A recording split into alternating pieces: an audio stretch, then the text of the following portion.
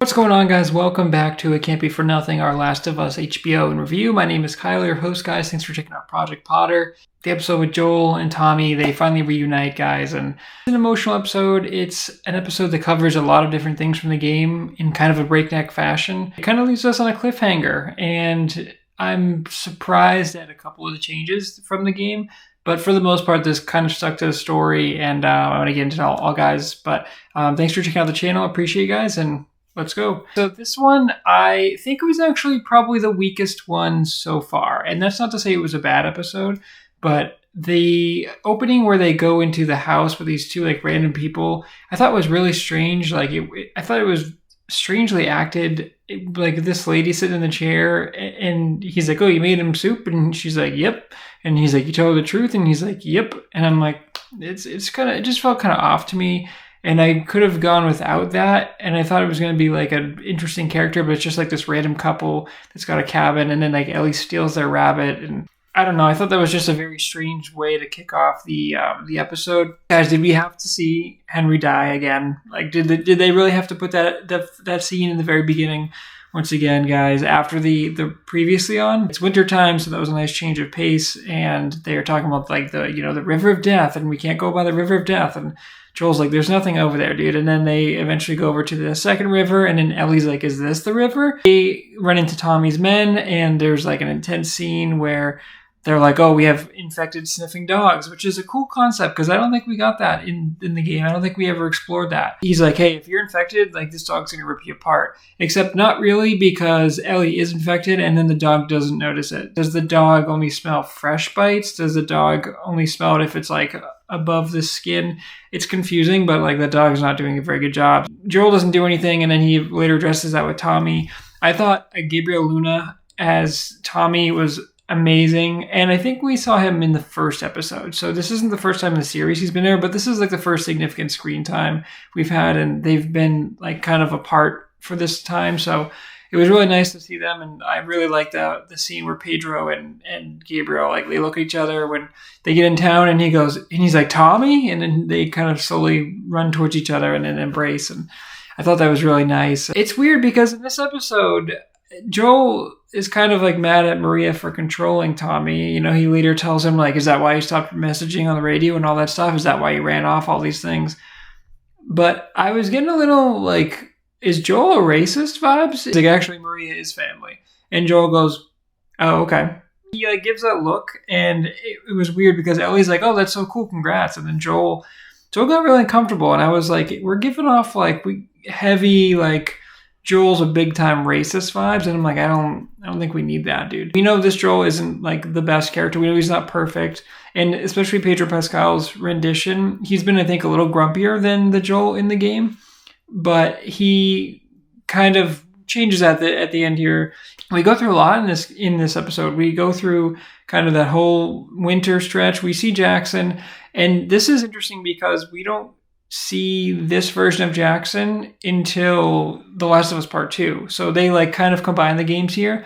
But I will say, dude, the set design was incredible. Like, this looked exactly like Jackson in, I think, the beginning of Last of Us Part 2, which is amazing, dude. And I was like wondering if certain characters were going to pop up, but they held them off. And that was really, really interesting. And we may have gotten a glimpse at a certain character that's in part 2. I don't want to spoil for anyone that hasn't played it or seen it, but I'm not sure. The person who was looking at Ellie, not sure if that was a certain character in 2 that's prominently in 2 and prominently in Ellie with 2, or if it's just a random person. It was a quick glance, but I was like, but that was interesting. And, you know, they're chowing down the food and all that stuff, but there's certain things, guys, that just, man, they are so good at doing the shot for shot ones, and they're like nitpicking which scenes. It's like very, very faithful, but they're picking like which big scenes are going to be in there. The scene where Ellie, they change it a little bit, right? Because in the game, Ellie runs away, and then Tommy and Joel are like freaking out, and then they have to go find Ellie, and they find her in like this like kind of ranch house that's off to the side. I don't know if it's just like an old ranch house, but it's like a really nice house, but no one's in it. And then they eventually find Ellie at the top, and then we get the amazing emotional scene, dude. And I thought it was so great. It was so perfect because Joel says like, all right, we got to go. And Ellie's like, why are you here? Like, I heard that you want to leave me or whatever, which I don't know how she heard that, because I thought they were in like completely different buildings, but maybe they were downstairs and it carried. I don't know. That was a little strange, but Ellie knows. And she's like, okay, if you're going to dump me, just dump me. And then, she's reading the diary and she's sitting by the windowsill, and it's so perfect because she's like, what to wear? Is this what girls worried about? Like what shirt matches with which skirt and all that stuff? And I was like, oh yes, dude, here we go. And he's like, come on, come on. And then they get up and she goes, the music starts playing. And let me just say, guys, the score has been really good throughout the whole series, but particularly in this episode, the score was so amazing, and they kept using it, and it really brings you into that world, and it makes you feel like you're playing or watching like a version of the game, like a director's edit or like a final cut version of like The Last of Us. And it really, really, really sells the product and makes you understand that like this is the world that you've played in the game. So I love how they're authentically using that. It's so important. And so I really noticed the score in this one and the emotional moments. Every time that little like guitar riff started playing, dude, I was like, this is so perfect, because that's what makes those emotional moments hit in the game. And so for it to come in the show as well, that was really great. But Ellie says, everyone I've ever cared for has either died or left me. And she's like, everyone fucking except for you. And she pushes them, and she says it so perfectly. And so she's like, don't tell me I'd be safer off with Tommy, because you and I both know that's not it. Or I forget. It's funny because I know that scene so well. And now that I'm recording, of course, I'm like butchering the lines. But that scene is perfect. I'll put it in here, guys. It's like a 1-for-1 recreation. And I thought it was just so perfect. All the scenes with Gabriel Luna and Pedro Pascal were great. When Joel's like emotionally breaking down in that little shop or whatever, when he's got the boots. And then he's telling him like, 5 years ago I would have destroyed this kid, but now like Ellie saved my life because I couldn't hear and I'm slow. And he's like, I'm so afraid. He's basically saying, I'm so afraid and I can't lose a girl like Sarah again. So he's like, I got to give you to Tommy. And, it's true that Tommy is probably the better choice, because like Joel says, he's younger, he's stronger, he knows where to go. This isn't Tommy's mission, and Joel realizes, after they get in that big fight, and it's really emotional, and Ellie, he like slams the door on Ellie, and he sits down, and Tommy goes to pick her up in the morning.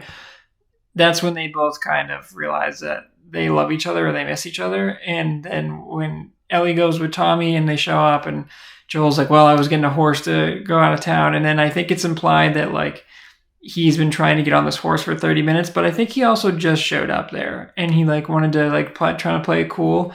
But he's like, look, I got to give you a choice if you're still better off with Tommy. And then Ellie immediately goes, let's go. And I was like, oh, okay. And Joel's like, all right. And that's kind of like, now they have an understanding that like they love each other, and like then they start opening up, and then they're talking a lot more on the road, and they go to the university and they see the monkeys, which was really great.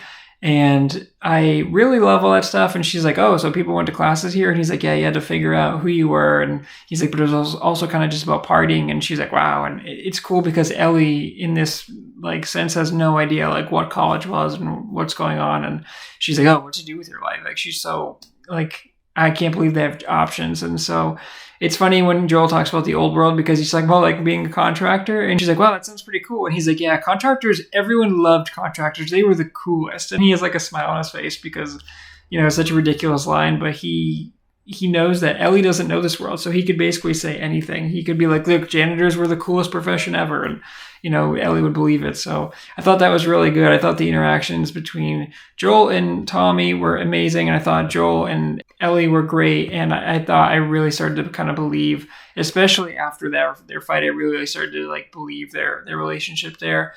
The scene and in the university, I didn't love this. The set design was amazing as always. And it's so cool that they like obviously had like access to part 1, or at least the remaster of the game. And like, I would have loved to see Neil be like, okay, pull up the scene or get to the part in the game and just be like, okay, this is the set. We need it to be exactly like this. And I love the set designers just like going there, like, okay, I got to put papers here. Got to, draw this on the wall and stuff. Like, that's so cool.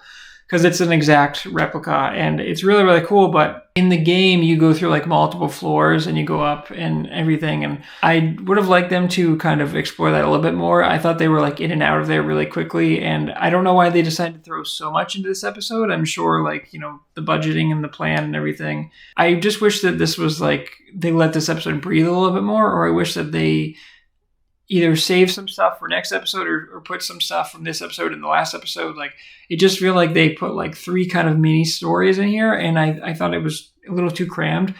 But even then, like, I was thinking about this, the moments coming up when Joel gets hurt. And in the game, guys, Joel falls violently out of like a balcony onto, like, really gruesomely onto like this like a metal piece that's sticking out, and it's really like gruesome and gross. And there's a whole like dramatic sequence where Ellie has to like carry him out, and there's guys coming and she's got to shoot him, and Joel's like, look out, and one guy almost gets Ellie.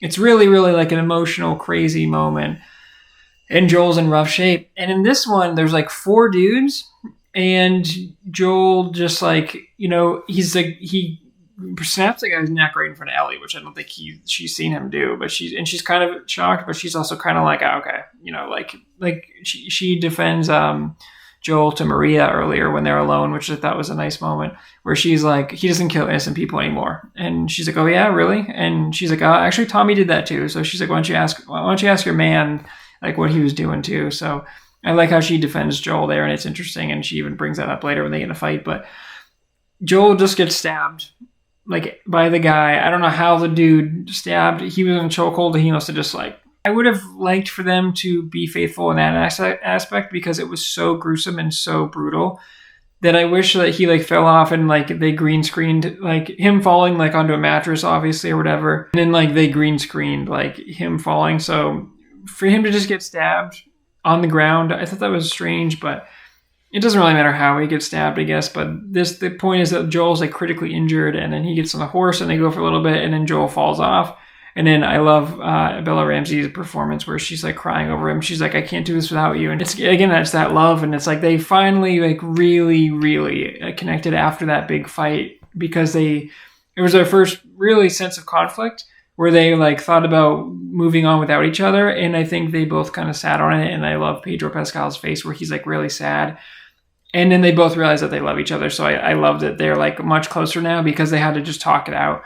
So that's kind of how the episode ends, on a cliffhanger, guys. And I will say, like I said, I think this is the weakest one so far. This is like an 8.4 for me. It's still a good episode, and the emotional moments were still pretty good, but I didn't feel this one as much as like last week as like Henry and Sam. The episodes have been really good, I think, but there's like been a couple of masterpieces in there, like the Bill and Frank, and then the Henry and Sam. I mentioned this last week, guys, and then like the other ones have been really, really good. This one I just think is not a bad episode by any means. I just think they crammed too much into one episode, and this is just a good episode of television. I don't think this was like very good or great or a masterpiece or anything. I think this was like a step below the others. With that being said, it was still really strong, and I thought the stuff with Tommy and Joel was amazing. And the scene, guys, where Tommy says like, there's a place for you here, and he says, both of you. Oh man. And Gabriel Luna is like doing an impression of Jeffrey Pierce doing Tommy. It's so good, because he sounds a lot like Jeffrey Pierce doing Tommy. And I think that really, really adds to the experience, and it makes it authentic. And, you don't want everything to be one for one. You don't want like all the same characters to sound all exactly the same and do all the same things. But because this is an adaptation, and because it's like the most successful adaptation and people are loving it, but they're still making little changes like the Joel stabbing thing and like different things here and there. I like that they had Tommy sound like Tommy, because without it actually being Jeffrey Pierce, because I think if Tommy sounded completely different, I would have been like, I don't know about this. So obviously heavily inspired by the game. I really like that, guys. But yeah, it's still a good episode. Just, I think, their weakest one so far, but not a bad watch by any means. Okay, guys, well, that's another episode of It Can't Be For Nothing. 6 episodes in now, so we have 3 left. So I'm excited because now Joel's hurt, and so in the game, Ellie takes over, and she's got to get a medicine, and we don't know if Joel's going to make it.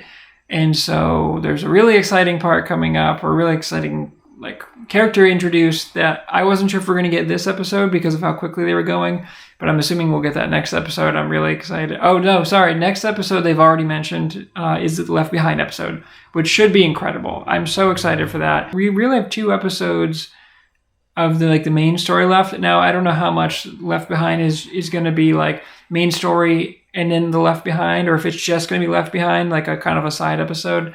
Probably that. So sorry, I'm kind of thinking out loud here, guys. But yeah, we really have like 2 episodes left to kind of cover the season, the Last of Us Part 1. So I'm really excited, but I'm so glad they're putting Left Behind in there because Left Behind is amazing, and I think it's going to be a beautiful story, and I'm really excited. We're going to meet Riley, and that's going to be wonderful. And again, there's things about Part 2 I'm already thinking of for Ellie's character, and yeah, man, I'm just loving this show, and it's really, really great. And it just goes to show you that like I can give the quote unquote worst episode in my opinion so far like a mid-8s for the score. It's like, most other shows, like their best episode, might be an 8.5 or an 8.4 or whatever. And so for this to be like the worst episode, in my opinion, and it to be still a really high score just speaks to the quality. And I'm loving it. I'm going to miss the show when it's gone. And there's probably going to be a big break between season 1 and season 2, but I'm so excited for season 2, watching the quality and watching this. And thanks for stopping by, guys. Are you enjoying the show as much as I am? Let me know your thoughts on the episode. Let me know your thoughts on the review. Like, comment, subscribe, guys. And until next week, guys. So is that everything you hoped for? Jury's still out. But man, can't deny that view.